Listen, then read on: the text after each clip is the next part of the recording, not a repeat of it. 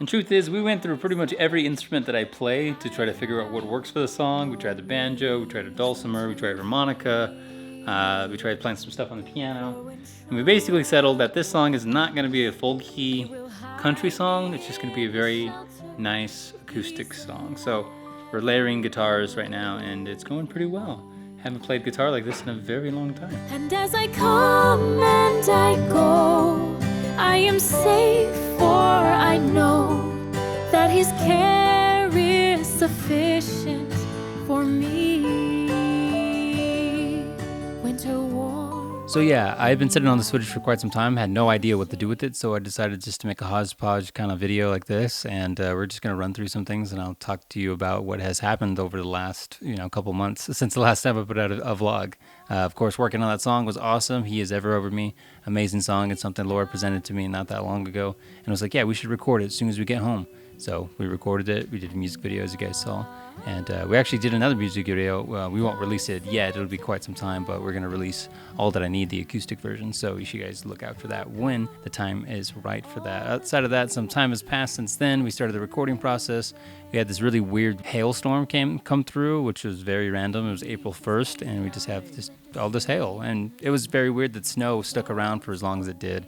Of course, now we're in June, moving almost into July, so it seems so long ago, but it was very strange kind of weather for quite some time. The next major thing that happened to us is we had the opportunity to sing a song with Jamie George. So Laura wrote a song called Bend Your Knees and Pray. As you guys know, we worked on it with Joshua DeSena, the violin player from Southern California, down there in Loma Linda.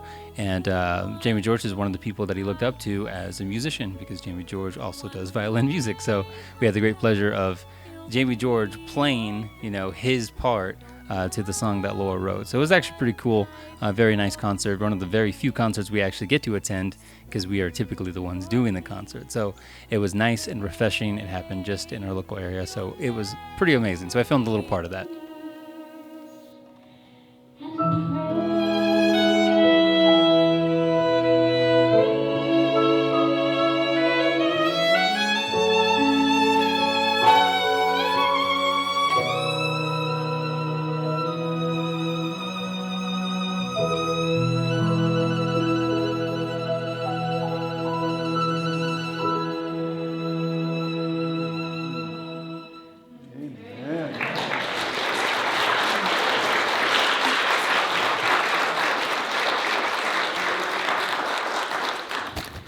The next big thing that happened to us is that we flew down to Lafayette, Louisiana to do a Revelation of Love Bible seminar with our good friend, you guessed it, David Machado. Yeah, he's the guy we work with all the time. So I didn't take too many videos there because I took a lot of pictures. It was a very small church, so there was not much to kind of go off of, but it was really good. We made really good friends with the local pastor there.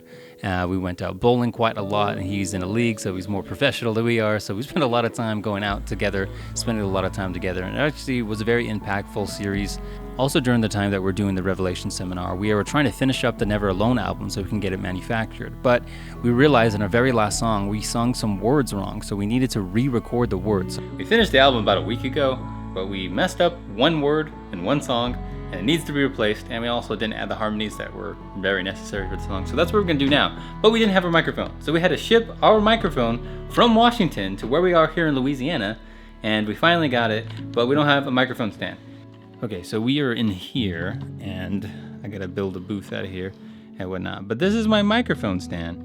This is a fireplace poker thing that had a knob that twisted off, and it so happens to fit this particular thing. And I actually happen to have a little adapter that was in my pocket when I recorded last time. So I have no idea how that ended up in my pocket, but without it, this would not work.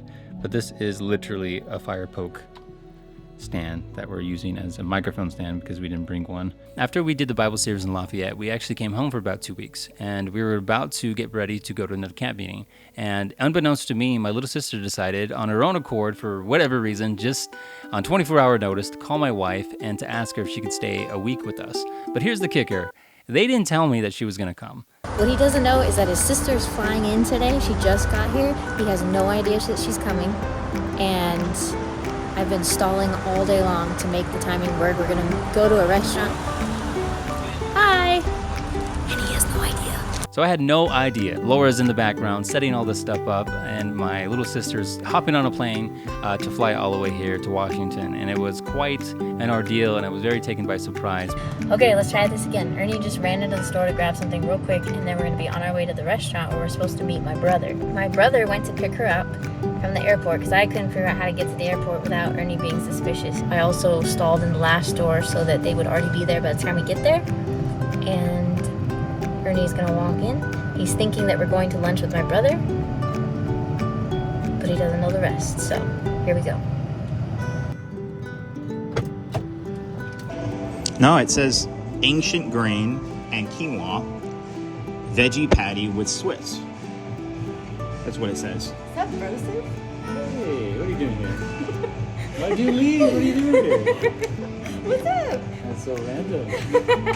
He's so nonchalant about everything. That's why you were filming. I've been filming the whole time since we sat down. You didn't know? That's why I went to the bathroom. You were sitting in the wrong chair. But as I think everybody learned from this little experience here, I don't react very strongly in the ways that you would typically think someone would react. So I was very excited. I just don't know how to show it. I don't know. But it was amazing to have her here. We did lots of Bible studies. We did so much. We kind of just hung out, reconnected. And it was really nice to have a part of my family on this side of the States, because typically I only see them when I go down south. So it was amazing. Then off we went to the Minnesota camp meeting, and it was an awesome camp meeting. I wish I would have recorded more. It was so big. There was almost 2,000 people there. I got some clips of us doing stuff there, some people during the service, but we were able to do a concert there. We got to connect with a lot of individuals, so I think the next time we'll be in Minnesota, it's going to be a full plate for us, meeting so many contacts of local churches in there. Super exciting. Got to see some old friends, and it was awesome. And then we flew immediately back home. After finishing up in Minnesota, we came home and we started on our video projects. So right before we left, I actually rented a camera, and the camera was sitting here for the weekend before I got to come back and actually start to use it. So we decided that we needed to start filming the second part of the DVD series. We had to share our story, me and Laura, how we met, and a little bit about how when I was homeless, what I went through, all that kind of stuff. And we got to filming, and it came out pretty well, and I'm still editing it down. But I tell you what, I may not even put this in the DVD, so you probably only hear it here. But filming our testimonies was single-handedly the most difficult thing I've done in my professional career. For whatever reason, we had to film this 6 times. I'm talking an hour-long thing. We had to do it about 6 times. It was ridiculous. Everything was going wrong. You would set up all the cameras correctly, one wouldn't autofocus. We'd do a whole interview, and then the audio didn't work. Or some other weird thing. There was things in the background that were messing up, or we were getting distracted. I had to extend the rental almost twice just to be able to have the camera long enough to be able to film what I needed to do. It was just the hardest thing we've ever filmed. But now, we at least got it filmed, and we still got a long way to edit it down, but, we're on our way. We also put out a video about how we are looking for a bigger vehicle, if you guys saw that. And we got a little bit of traction on that, and people shared it around. So we're still looking for a bigger vehicle. Nothing has come of it yet as of this recording, but we just put the word out there, and we'll see where it goes. And then from there, whatever happens, so I guess we'll just make that decision when we get there about what happens next. Or if the Lord had something completely different for us, we're just going to go with His will 100% of the time, all the time. Because, there's nothing else better to do than His will. Because if you try to do it on your own, or you try to think you know better than God, we all know how that kind of ends. So we're just going to leave it up to Him and then continue forward. And this just in, I got some news that my little sister is yet again coming to come visit us. But here's the thing. This time I booked the ticket, and it was less than 24-hour notice. But the big thing is that she's coming to do a 10-day detox. This is literally the same detox plan that I went through in the beginning of my conversion. So this is very exciting. I do not know if she's going to let me film her and this process. It is very debilitating. It is a lot. We'll see how it goes. I'll keep you posted. But keep us in prayer, because this may be a very difficult thing to go through, but it also, at least I know, is probably the best thing I ever put myself through. Keep us in your prayer list. We're going to need it, because it's going to be an intense week. Outside of that, I'll see you guys when I post another video. I have no idea. I also filmed this entire video in my dinosaur shorts. So, yeah, don't believe what you see on the internet all the time. Bye.